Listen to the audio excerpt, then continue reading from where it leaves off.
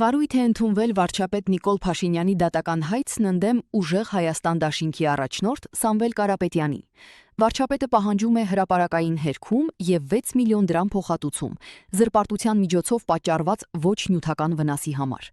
Հայցի առիթը Կարապետյանի այն սկանդալային հայտարարությունն է, թե իբր Փաշինյանը Չինաստանից բերված հալյուցինացիաներ առաջացնող սնկեր է օգտագործում ելույթներից առաջ։ Դատալեքս համակարգի փոխանցմամբ մայիսի 11-ին ներկայացված դիմումը մակագրվել է դատավոր Երեմ Եսոյանին։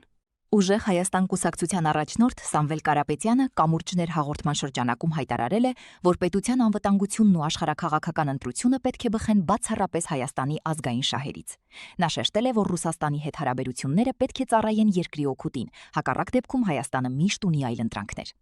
Անդրադառնալով ներքին վիճակին, նա պնդել է, որ գործող իշխանությունը երկրում ստեղծել է վախի մթնոլորտ, թիրախավորելով գործարարներին ու նրանց ընտանիքներին սեփական իշխանությունը պահելու համար։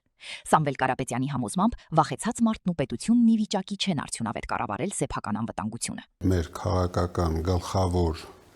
խոսույթներից մեկը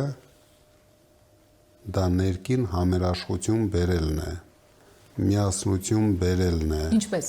Դա ընդամենը մեկ քաղաքական ուժի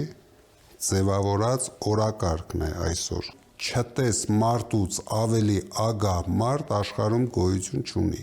Հիմա ես տեսնում եմ, որ այս մարդիկ այս սկզբունքով շարժվում են առաջ։ Ագահությունը խեղդում է իրենց։ Իրենք չեն պատկերացնում իրենց կյանքը առանց այս իշխանության, առանց իրենց աթոռների, առանց իրենց թալանի, իրենց կողմնակիցների թալանի։ Դրա համար մենք պետք է հունիսի 7-ին